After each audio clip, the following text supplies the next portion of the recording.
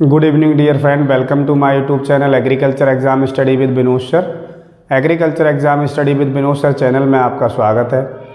Dear friend, सबसे पहले तो आप सभी को बधाई। जो हमारे साथी जो एग्रीकल्चर के साथी बहुत लंबे समय से सीनियर टेक्निकल असिस्टेंट और डिस्ट्रिक्ट हॉर्टिकल्चर ऑफिसर की वैकेंसी का इंतज़ार कर रहे थे, ऐसी सभी साथियों के लिए खुशखबरी है। आज उसका ऑफिशियल नोटिफिकेशन आ चुका है और 10 अप्रैल से आप जिसके लिए अप्लाई कर सकते हैं। तो सभी साथी तैयारी में लग जाएं, समय कम है, शीघ्र तैयारी में लग जाएं। और जिन साथियों ने अभी तक हमारे चैनल को सब्सक्राइब नहीं किया है, ऐसे सभी साथियों से जो किसी भी एग्रीकल्चर के कंपटीशन की तैयारी कर रहे हैं, किसी भी एग्ज़ाम की तैयारी कर रहे हैं, ऐसे सभी साथियों से आग्रह है कि चैनल को सब्सक्राइब करें, लाइक करें, शेयर करें। साथियों, आज का जो हमारा टॉपिक है वो है top 50 question in extension. Extension से ऐसे 50 क्वेश्चन जो लगातार परीक्षाओं में पूछे गए हैं और पूछे जाते हैं, विभिन्न परीक्षाओं में आते रहे हैं, ऐसे 50 प्रश्नों पर हम चर्चा करेंगे। और मुझे पूर्ण विश्वास है ये वीडियो आप सभी के लिए बहुत उपयोगी होगा और परीक्षाओं में निश्चित तौर पर आप लोगों को इससे प्रश्न देखने को मिलेंगे। और आपने परीक्षाएं दी होंगी तो आप देखेंगे कि इस तरह के प्रश्न परीक्षाओं में आते हैं, आप लोगों ने फेस किए होंगे। तो मित्रों, चलिए शुरू करते हैं आज का video. Top 50 question of extension. Extension से हम बात करें तो ये father of extension means extension का पिता किसे कहते हैं? तो इंडिया में एक्सटेंशन का पिता S.N. Singh, father of extension, sorry K.N. Singh, father of extension K.N. Singh है।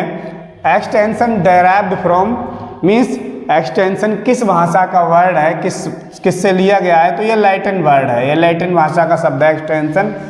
Extension term was originated in, सबसे पहले एक्सटेंशन का जन्म कहाँ हुआ?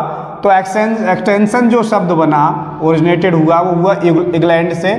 इंग्लैंड में 1866 में एक्सटेंशन टर्म का यूज किया गया।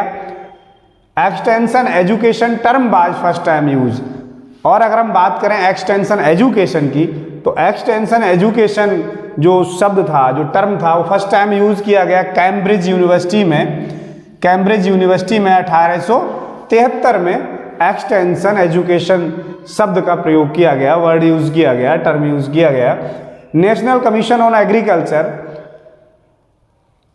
कृषि आयोग जो बना, नेशनल कमीशन ऑन एग्रीकल्चर, इसकी स्थापना 1976, राष्ट्रीय कृषि आयोग की स्थापना 1976 में हुई थी। Principles of extension education means इसके प्रिंसिपल क्या है एक्सटेंशन एजुकेशन के? तो एक्सटेंशन एजुकेशन के प्रिंसिपल हैं लर्निंग बाय डूइंग मीन्स करके सीखना, ये प्रिंसिपल हैं एक्सटेंशन एजुकेशन के।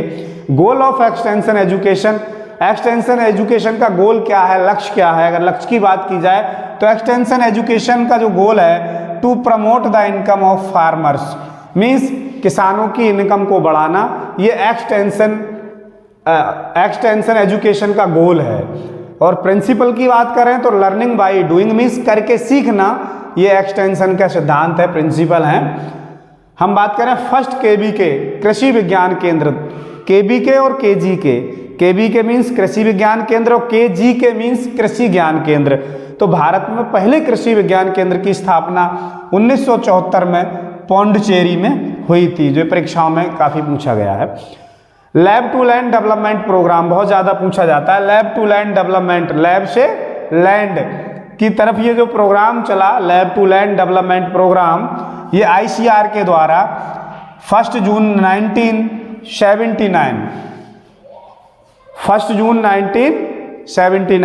1979 में ICR के द्वारा लैब टू लैंड प्रोग्राम की शुरुआत की गई।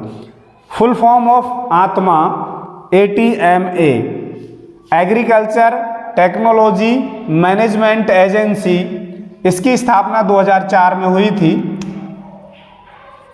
2004 में ये केंद्र की स्कीम है।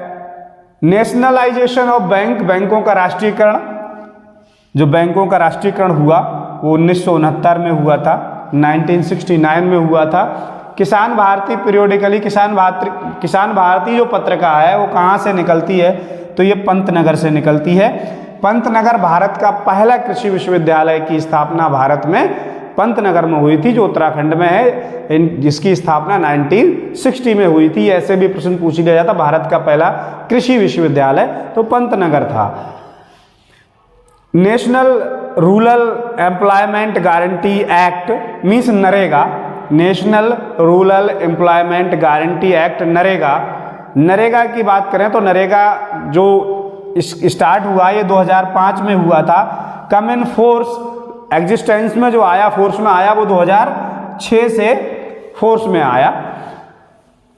नरेगा अमेंडमेंट वाज चेंज, पहले इसका नाम 2005 में जब एक्ट बना तो इसका नाम नरेगा था, लेकिन इसके बाद अमेंडमेंट हुआ, इसका नाम मानरेगा हो गया। MNREGA means Mahatma Gandhi national rural employment guarantee act हो गया, मानरेगा हो गया। तो नरेगा से जो मानरेगा बना वो 2 अक्टूबर 2009 में नरेगा से मानरेगा में चेंज हो गया। Establishment of national gene bank means national gene bank, राष्ट्रीय जीन बैंक की स्थापना कब और कहाँ हुई थी? तो ये न्यू दिल्ली में हुई थी 1996 में। इंदिरा आवास योजना की बात करें तो इंदिरा आवास योजना 1985 में शुरू हुई थी। इंदिरा आवास योजना काफ़ी फेमस रही। इसकी जो शुरुआत हुई थी, ये स्टार्ट हुई थी, ये 1985 में हुई थी।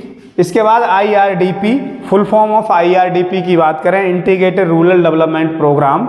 इंटीग्रेटेड रूरल डेवलपमेंट प्रोग्राम जो स्टार्ट हुआ था ये 1978 मीन्स 1978 में IRDP integrated rural development program शुरू हुआ था।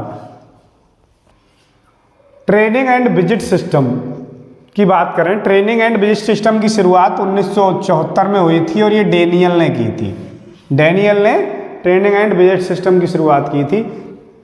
हम बात करें ग्रीन रिवॉल्यूशन, हरित क्रांति की शुरुआत भारत में 66-67 में हुई थी।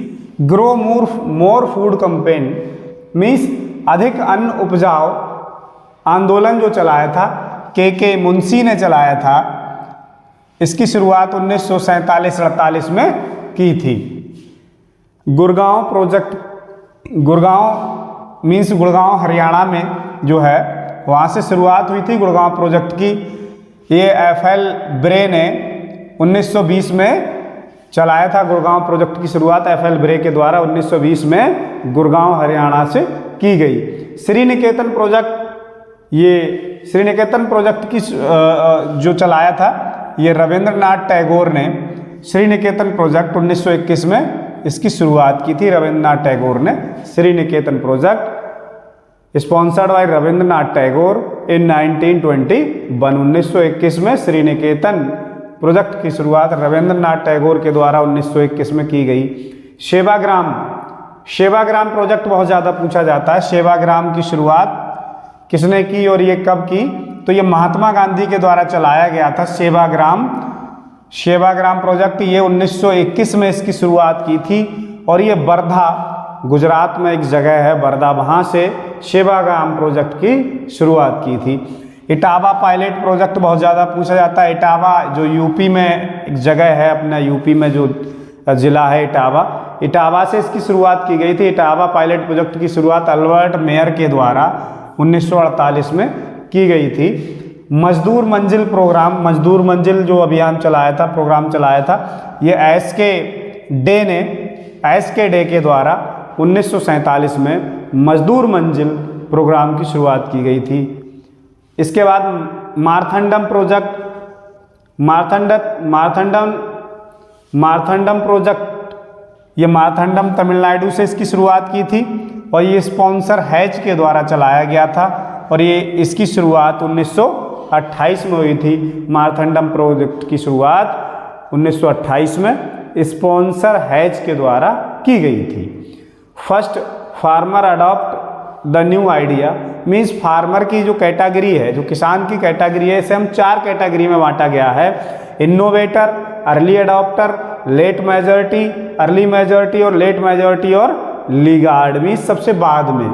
तो सबसे पहला जो फार्मर होता है इनोवेटर जो होता है, कोई भी आइडिया आते हैं, कोई नया टेक्नोलॉजी आती है, तुरंत उसे अडॉप्ट कर लेता है, उसे बोलते हैं इनोवेटर। तो इनोवेटर केवल 2.5% होते हैं। अर्ली अडॉप्टर, इनोवेटर के बाद अगली कैटेगरी आती है अर्ली अडॉप्टर की। तो अर्ली अडॉप्टर होते हैं वो चीज़ को अर्ली शीघ्रता से अडॉप्ट कर लेते हैं, वो होते हैं 13.5% ऐसे लोग होते हैं जो शीघ्रता से चीज़ को अडॉप्ट कर लेते हैं। अर्ली मेजॉरिटी मीन्स जैसे ही देखते हैं लोग कि कुछ लोग उसे उगाने लगे हैं, उस टेक्नोलॉजी को अडॉप्ट कर लिया है, कुछ लोगों ने स्वीकार कर लिया है, ऐसे देखकर शीघ्रता से कुछ लोग उसे अडॉप्ट कर लेते हैं, तो अर्ली उन्हें बोलते हैं अर्ली मेजॉरिटी। तो अर्ली मेजॉरिटी फार्मर्स हैं वो 34% फार्मर अर्ली मेजॉरिटी में आते हैं।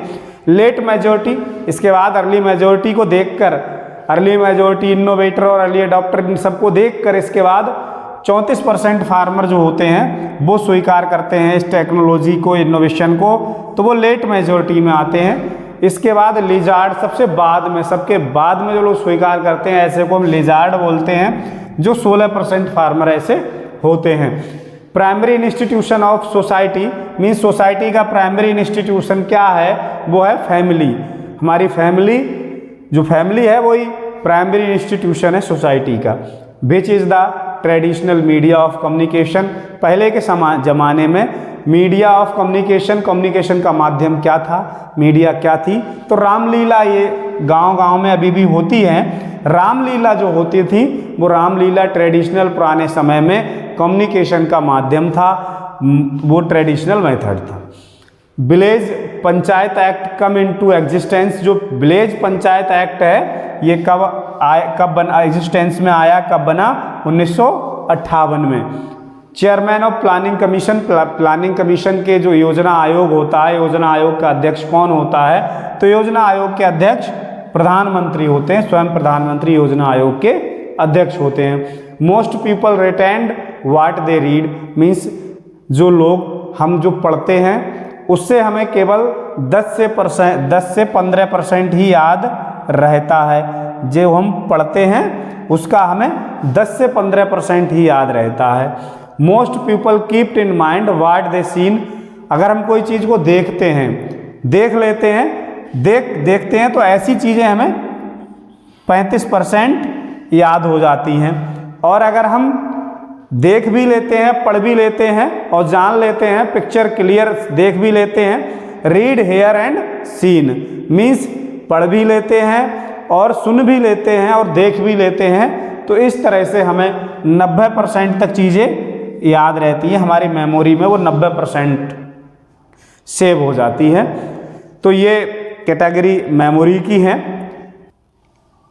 Leader of Bhoodan movement means Bhoodan अभियान चलाया था, इसके लीडर कौन थे, किसके नेतृत्व में चला था, तो इसके जो भूदान आंदोलन के नेता थे आचार्य विनोबा भावे थे। आचार्य विनोबा भावे के द्वारा ये चलाया गया था भूदान आंदोलन, Bhoodan movement. National agriculture science museum is located at means national, राष्ट्रीय कृषि विज्ञान म्यूजियम कहाँ है और इसकी स्थापना कब हुई, ये न्यू दिल्ली में है। नेशनल एग्रीकल्चर साइंस म्यूजियम जो है वो न्यू दिल्ली में है। इसकी जो उद्घाटन हुआ था वो 3 नवंबर 2004 में डॉक्टर APJ अब्दुल कलाम के द्वारा किया गया था इसका उद्घाटन। National institute of agriculture marketing means NIAM जिसे बोलते हैं, नियाम की फुल फॉर्म है national institute of agriculture marketing means NIAM. NIAM Jaipur Rajasthan में है, मैनेजमेंट का कोर्स कराता है ये। प्रधानमंत्री ग्राम सड़क योजना, अगर हम बात करें प्रधानमंत्री ग्राम सड़क योजना के द्वारा सभी गांवों को सड़कों से जोड़ा गया, ये स्कीम काफ़ी सफल रही। इसकी शुरुआत 2000 में की गई थी।